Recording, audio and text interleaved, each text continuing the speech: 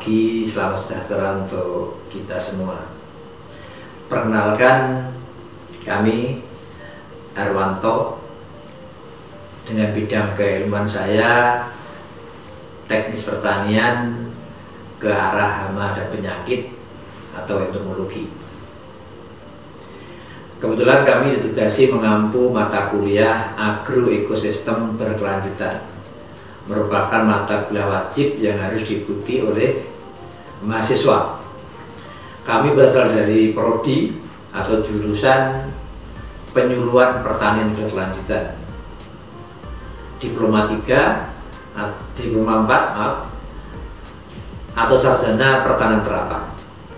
Lembaga kami adalah Politeknik Pengembangan Pertanian Malang, Jawa Timur, Kementerian Pertanian.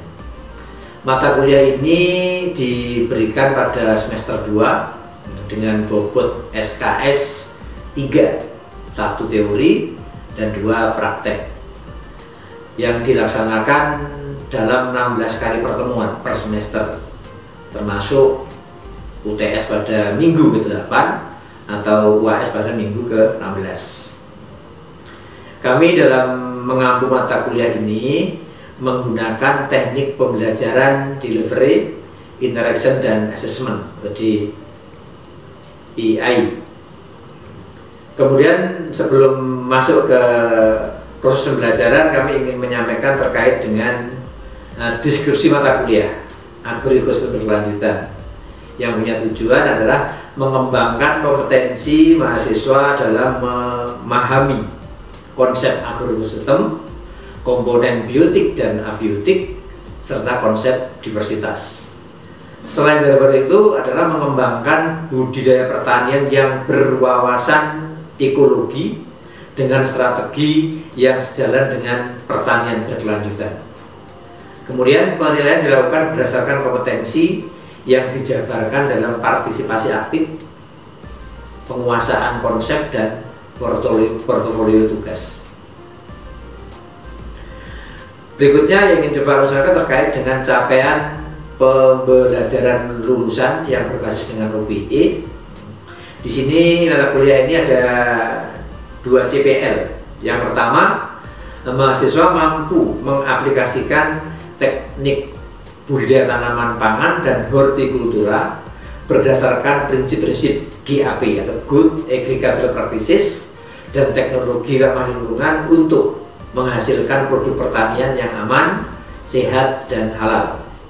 Kemudian CPL yang kedua adalah mampu menerapkan teknologi dalam mengantisipasi dampak perubahan iklim atau DPI dengan melakukan adaptasi dan mitigasi iklim untuk menjaga keberlanjutan produksi.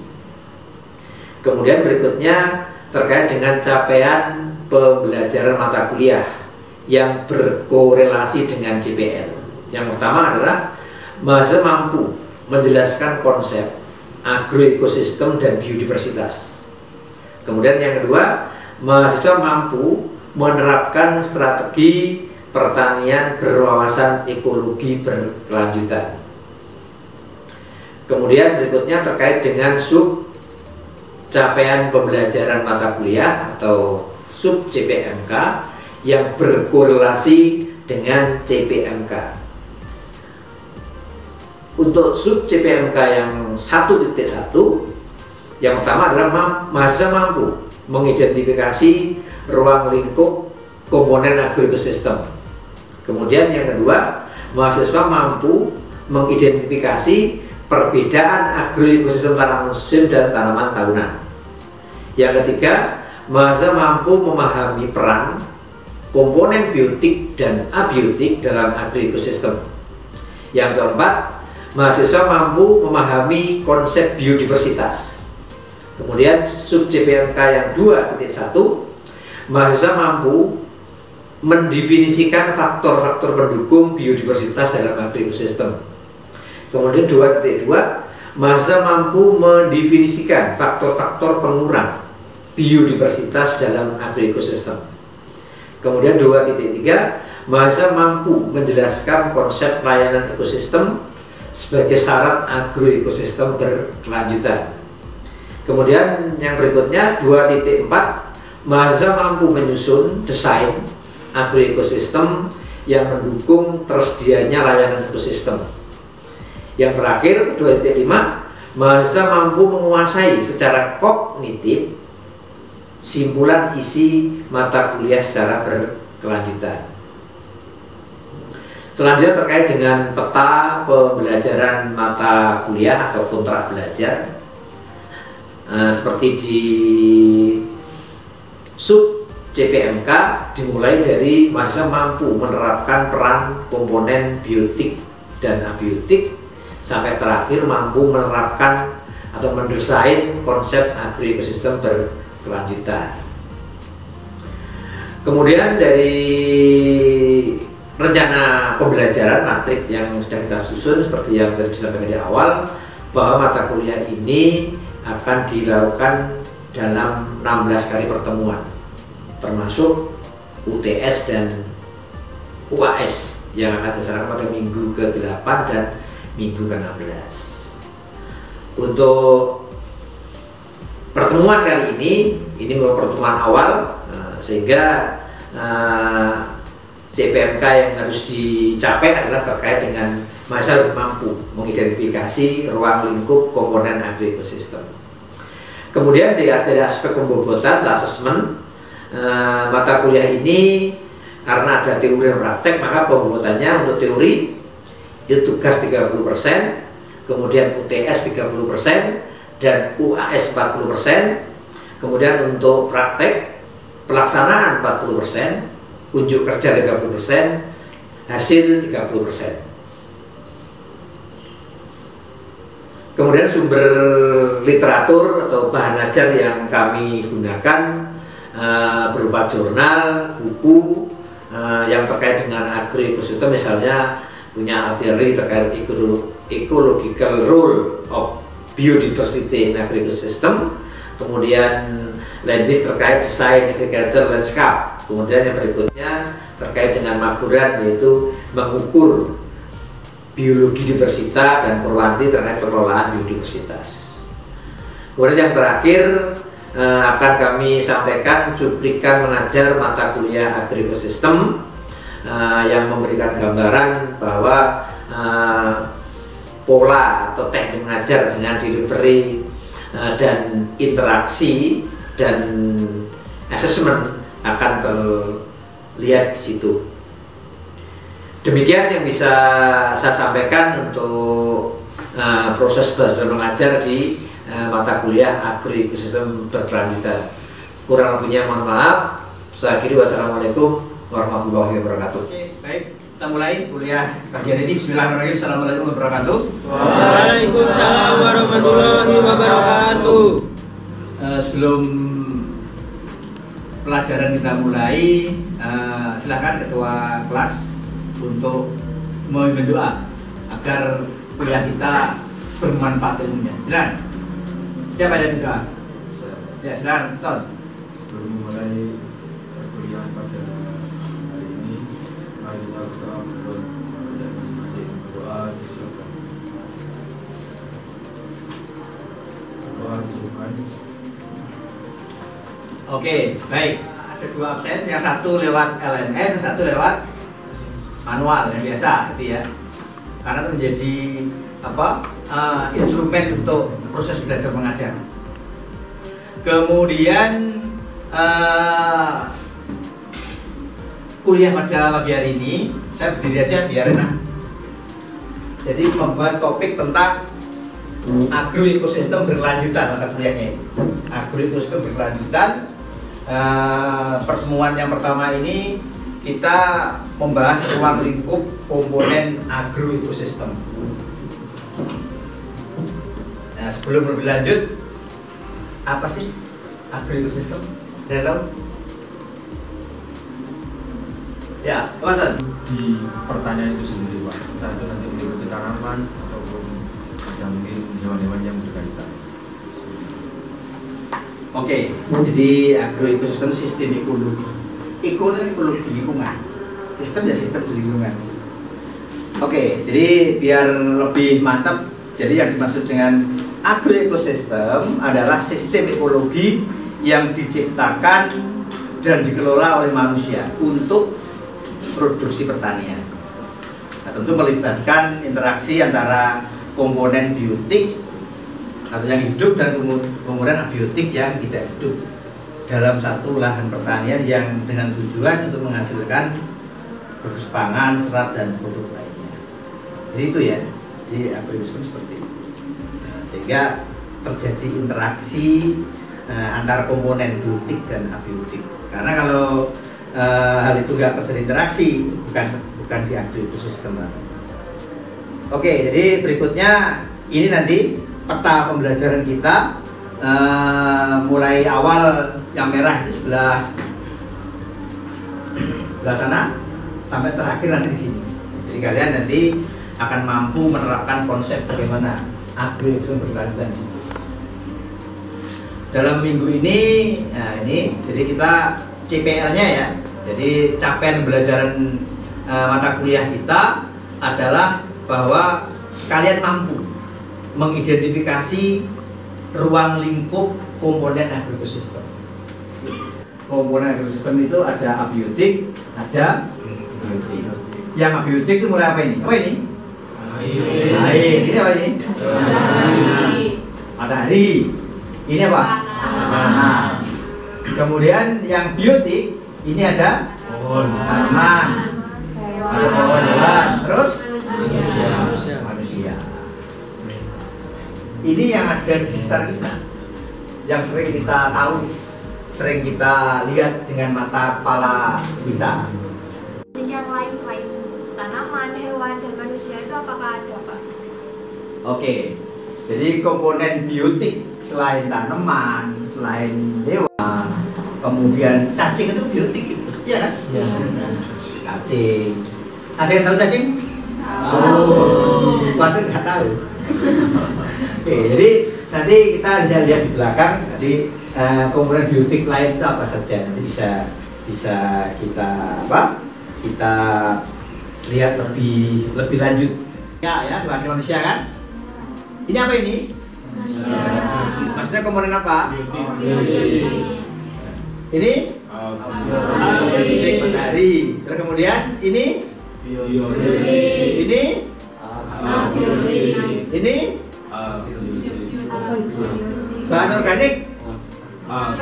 Biotik. Nah, tadi komponen lain yang nggak besar ini, serangga di sini. Nah, mulai kupu, mulai semut, mulai yang hidup dan tak hidup dari sini seperti ini. Tapi mestinya kalian bertanya, namanya agroekosistem karena dari interaksi ya, interaksi. Ada pertanyaan di sini? Ya, agroekosistem ada tanaman pangan, bisa padi, jagung, kemudian tanaman hortikultura, ada tanaman bawang merah, ada cabai, kemudian tanaman perkebunan ada kelapa sawit, ada tebu, ada kakao. Kalau di perikanan ada memelihara ikan, di sini kan komponen agroekosistem di sini. Ini salah satu hal penting yang harus diketahui dalam rangka bagaimana agar bisa berlanjut. Ini yang paling penting di sini. Kita akan bisa mengelola dengan baik. Paling enggak ada 6 sifat agroekosistem di sini. Jadi tidak stabil atau temporer. Kemudian waktunya terbatas. Kemudian didominasi tanaman tertentu kan. Kemudian keragaman biotik dan genetiknya rendah. Kemudian umur relatif seragam. Nah, kemudian berikutnya mudah kena gangguan UPT. Kemudian berikutnya waktunya terbatas. Terbatas karena dibatasi oleh umur tanaman itu sendiri. Karena agroekosistem, kalau tadi itu ekosistem alami kan nggak terbatas, karena kan nggak pernah di hutan, kan nggak pernah ditebang dan seterusnya, kecuali memang untuk keperluan tertentu. Tapi pada prinsipnya hutan kan nggak pernah dibatasi di situ. Kemudian didominasi tanaman tertentu. Jadi agroekosistem karena di divisi awal itu untuk produksi, pasti ya kalau tanaman tertentu nggak mungkin, kecuali tanaman campuran ya. Jadi bisa tanaman tadi cabai kan tertentu. Kemudian ada kakao, kemudian ada apa lagi? Ada sawit dan seterusnya. Itu yang dimaksud didominasi tanaman tertentu. Ya ada gulma ada. Mungkin kalau diselipi tanaman jagung mungkin sedikit. Jadi kalau di situ agroekosistemnya saja nyebut jagung, berarti yang lain tanaman tidak dominan. Kemudian, jadi dimaksud rendah itu cuma tidak bervariatif. Kalau di situ ada satu petak, ada jagung, ada apa? Cabai, ada bawang merah, itu keragamannya tinggi karena ada macam-macam. Nah, karena agroekosistemnya ini keragamannya rendah, berarti artinya di situ memang tanamannya. Karena dengan seragam itu, dengan rendahnya genetik itu, akhirnya mudah kena gangguan sama penyakit atau gitu. Jadi kalau diversitasnya itu nanti kuliah berikutnya terkait dengan diversitas, bagaimana mengelolanya di sini. Ada pertanyaan yang belum jelas? Kira-kira apa di sini? Itu yang pertama, nanti coba lakukan identifikasi komponen agroekosistem dari kampus, mulai kampus depan sampai di belakang kita bisa. Jadi ini kita bagi dalam dua kelompok ya. Ada tanaman semusim, ada tanaman tahunan. Nanti silakan untuk kelompok sendiri. Nah, jadi kelompok satu itu nanti mengidentifikasi komponen biotik, abiotik di komoditas pangan. Pangan apa? Pangan tahu nggak? Apa pangan? Padi, jagung. Jadi kamu di depan ada tanam padi di sana. Kemudian kelompok berikutnya 3, hortikultura banyak. Ada cabai, ada tomat, ada bawang merah di situ. Nanti kamu cek. Kamu temukan apa saja. Cara pandangnya tadi ya, selain yang tadi ya banyak macam-macam tadi ya. Kemudian kelompok 5 pangan horti. Jadi nanti mengamati dua komoditas. Yang paling penting kalian harus punya eviden, foto open kamera, biar menggambarkan kalian berapa. Karena ada ordinat macam-macam kan di situ. Paham ya? Siap. Kemudian yang berikutnya tanaman tahunan. Ini ada yang kelompok 2. Ini kebun ya. Jadi bisa horti, bisa kebun. Jadi di situ banyak, ada tanaman jeruk, ada salak di situ, ada kopi di belakang, ada tebu di sana. Nah, jadi nanti yang tahunan itu sama, juga harus ada eviden berupa foto open kamera. Kemudian setelah kalian melakukan identifikasi di lapangan, tidak kalah pentingnya dibuat laporan. Laporan ya? Laporan biar bisa terdokumentasi dengan baik, maka harus diupload di LMS. Tuh, jadi kalau nanti diupload dari LMS nanti hilang.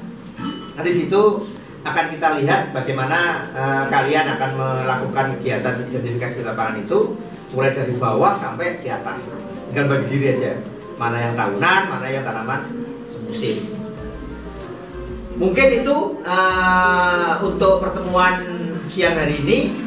Sebelum diakhiri ada pertanyaan? Cukup atau panas? Cukup atau panas? Ya. Jadi ini kalian tidak hanya paham terkait teori, tapi di lapangan harus tahu.